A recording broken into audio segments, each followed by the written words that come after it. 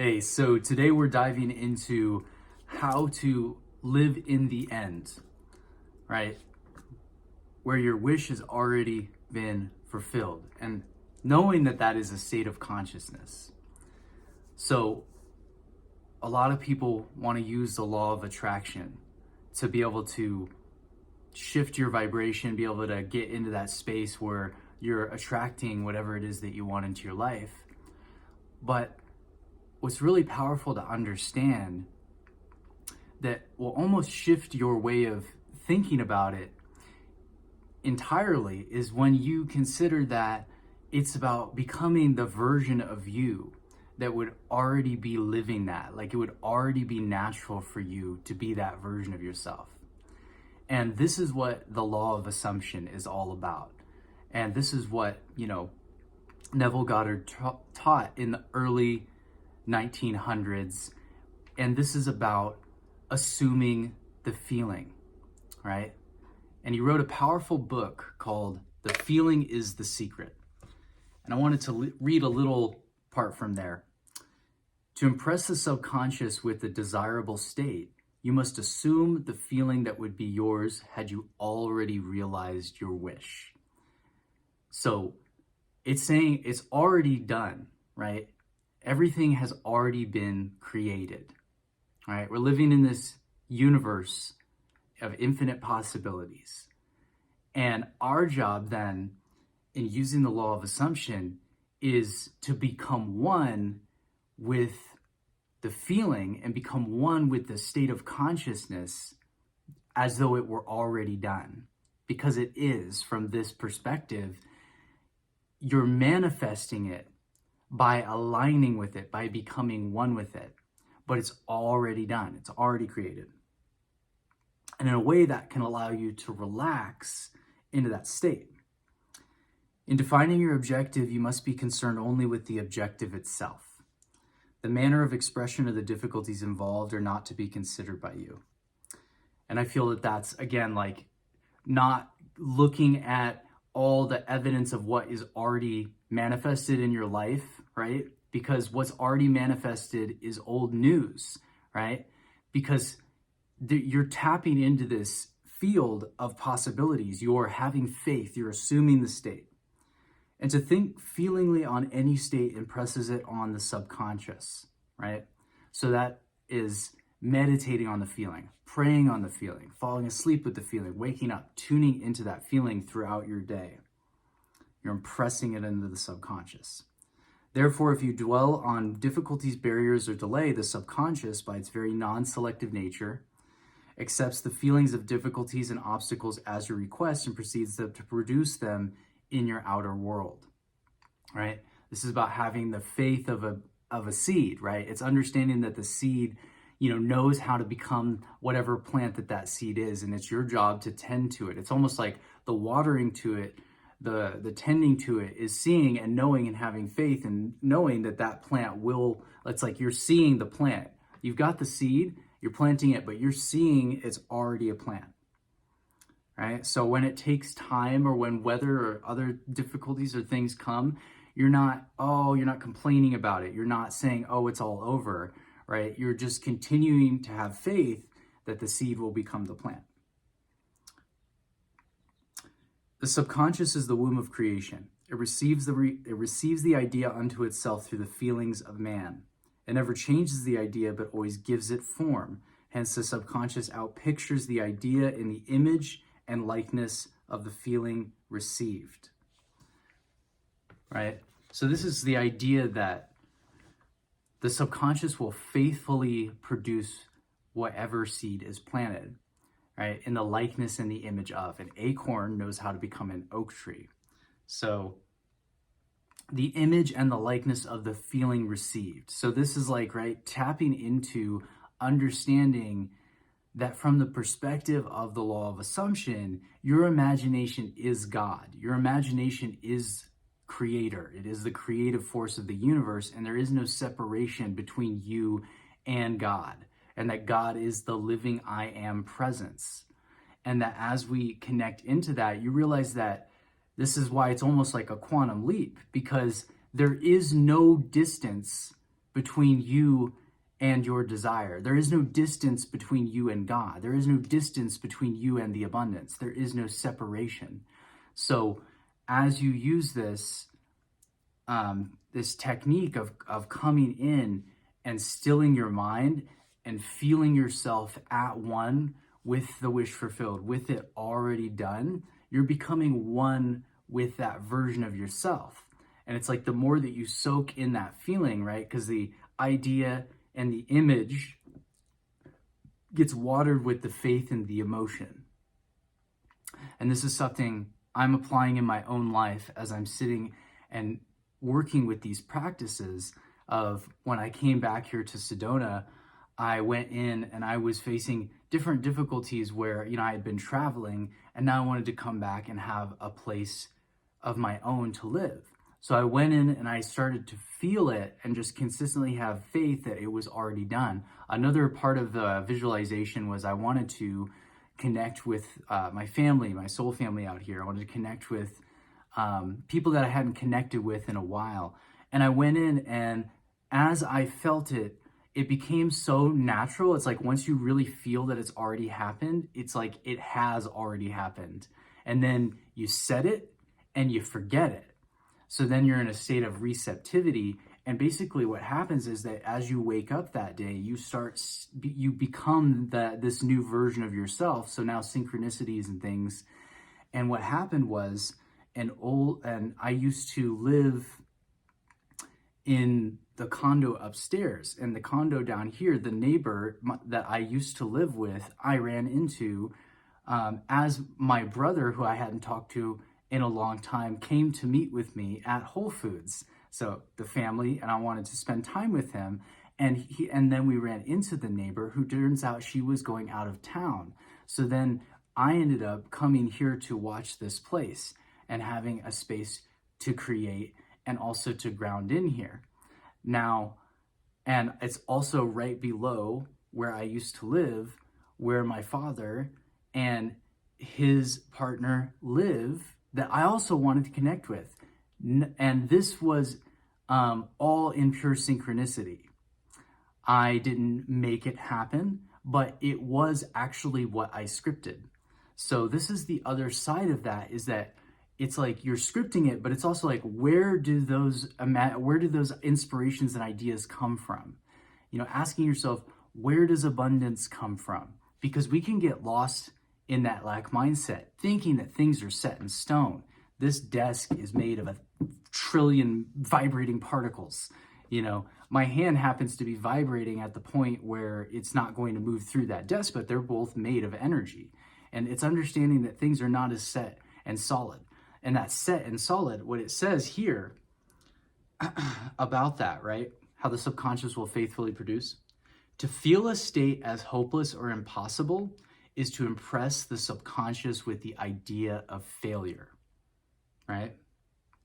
So the feeling of the hopelessness, of the impossibility within ourselves, is actually impressing the subconscious with the idea of failure. So it's actually it's the feeling state within us that creates the continued obstacles. It is not in our reaction, it is in our response to the conditions that we start to experience these shifts. So even in being here, I'm starting to go deeper into practicing this and going deeper into my own spiritual practices as well, and breathing and meditation. And how can I get into this deeper state of assuming and stepping into this new version of myself? And as I'm seeing, because it's like staying faithful to my own vision of knowing that I will be in a place of having my own space for a longer term of time, and as well stepping into doing coaching and sharing my music in a way where I am really enjoying creating this content. So when I go into the place of doubt, what happens is I shift into that old version of me and I don't show up to create the content. But here's the thing, when I start to assume that state and I start to go deeper into this, that's what happens is these thoughts will start coming up. You'll start thinking, oh, I don't know how I'm going to do it. Why hasn't it happened yet? those are the distractions, right? And there may be, here's the other side of this, there may be feelings and things to integrate and heal through that, which, sometimes a lot of the manifestation stuff doesn't touch on that. But at the same time, some of these things can be just those voices of doubt coming up, and can be, those things that are trying to, it's like, as it's not focusing on the how, it's focusing on the what and the why. Because as soon as you center in on that and you go to the end state, you wouldn't be thinking about how or why or what, you're there. It's happened. You're in the finish line. It's happened. And you're in a state of celebration and gratitude that it's already happened. And that is the ultimate faith. Like, that is what prayer as a technology talks about. Again, Joseph Murphy has great stuff on that. And there's a good video I did on turning water into wine, because, the water being, the formless, the consciousness, all the possibilities of what can be, and then the wine being your desire. It's like transmuting into your desire and your wish fulfilled. And when you have faith and you're looking at the end state, the wine, right, the new reality, the what it is you want to manifest, you are also looking at, well, we live in a universe of abundance. We live in a universe of possibilities. So when those other thoughts start coming up, it's like coming in and be like, no, I'm just going to go straight. It's almost like you're just leaping straight to the point. You're leaping straight to the point of feeling it after it's happened even. Like, you can literally go into this state where you felt it's already done. It's already happened. And as you start to become one with that, this feeling, this shift starts to happen within you of this appreciation and this satisfaction and this gratitude. And what that is, that's a receptivity in your subconscious. And it's combined with a clear vision and intention and knowing and faith in your conscious. And so then the subconscious is fully receptive to your conscious intention, and they merge and come together and create something new. And this is something that really works. I mean, I even saw my brother, he went through 2 different living situations recently. Neither of them were the right fit for him and his group of people. And he just came to this place where he was having that, well, am I going to have to settle? But when he went into the state of knowing and feeling himself in this situation that was fully the right fit, had a bigger amount of space, was the kind of house that they wanted, all this stuff. And he had actually built a tiny house that these people reached out to, that he ended up going to do some work for some people that were connected to this property that was exactly what he was looking for, that then they offered to him, because at the same period of time, they had found their dream home. So it's even how everything worked out for him like that, and the situation that I'm in. So it's like you start to see that this also works through, like, we're all connected. And when you tap into that state of living in your purpose as well, and like connecting into that wish fulfilled, it's like you're connecting into this collective consciousness, and where we're all interconnected, and you start to create these win-win-win scenarios, and things, just miraculous synchronicities and stuff start to happen in your life to allow that to come through. And I feel that that's the other side of this. This is where they talk about the subconscious has a distinct distaste for compulsion and responds to persuasion rather than command. Consequently, it resembles the beloved wife more than the servant.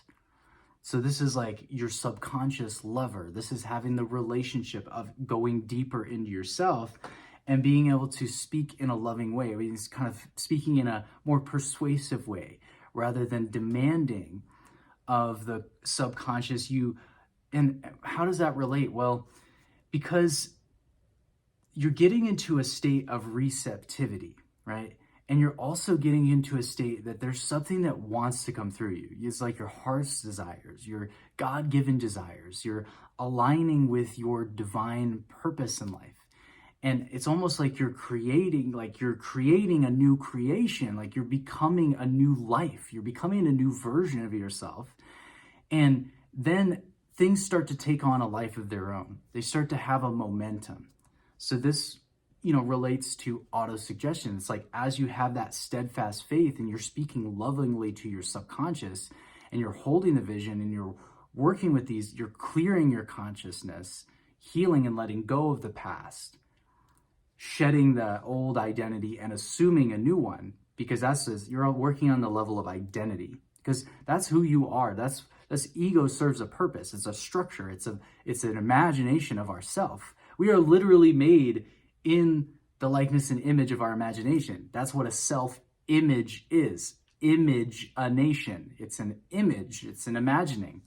And you can imagine yourself to be who you want to be. And in fact, that is your God-given right. And you're not just doing it for you. This is a big breakthrough I had today. I was actually listening to one of the old, you can barely, it's kind of scratchy because it's such an old recording of Neville talking. He was saying about how your creations have a life of their own. And then you're no longer just creating for yourself. You're creating for the sake of creating. You're creating for the sake of what you create to have life. Now that is becoming a conscious creator, because now you are doing the works of the divine. You are fulfilling your divine purpose to be able to give life to your creations, which then take on a life of their own and touch other people's lives. So now you're creating for the sake of the joy of creating rather than just for yourself. You're also aligning your internal intention with an outer intention of what other people want, which then aligns you with even greater abundance and possibilities because of the golden rule. The conscious, objective, or male aspect truly is the head and dominates the subconscious, subjective, or female aspect. However, this leadership is not that of the tyrant, but of the lover. So, by assuming the feeling that would be yours, were you already in possession of your objective, the subconscious is moved to build the exact likeness of your assumption. Your desires are not subconsciously accepted until you assume the feeling of their reality. For only through the feeling is an idea subconsciously accepted, and only through this subconscious acceptance is it ever expressed. So that is the sifting, sorting. That is the conscious selector. That is, as you assume the feeling, the subconscious accepts it, and then expresses it. So it's like assuming, feeling, already done, subconsciously accepted, and is expressed. And so that's, again, when these feelings are coming up, coming into that place of going to the end, feeling it, and practicing this throughout the day. Practicing this when you're taking a nap and you're waking up in a fresh state. When you're going to sleep into the feeling state. Waking up and tuning into it. And also aligning with your divine purpose so that what you create can be of the highest benefit of all, will continue to amplify and attract that abundance, because through the law of assumption, you're going through a shift in identity. You're going through a shift in becoming a new version of yourself. And that version of you is aligned with and magnetic to the reality that you really want to be living in. And I feel like that's the other side of this, is like being in your purpose, being in your passion. Like that is magnetic. And it creates this momentum where now you're creating for the sake of creating. You're becoming a conscious creator and you're loving what you're doing. So you would be doing it anyways. And of course you would have all the good things that you deserve, because that's just who you are. Kind of interesting when you think about it. So if you guys like the video, please hit the thumbs up. And if you really liked and enjoyed this video, it brought some value to you, please leave a comment where you're tuning in from, maybe a good insight you got. And also, if you want to continue to stay tuned into these videos, this channel is devoted to helping you stay tuned into alignment and living your best life. So if you want, go ahead, subscribe, and make sure to hit the bell notification if you want to get the push notifications on the regular videos. Thank you, and we'll see you on the next one.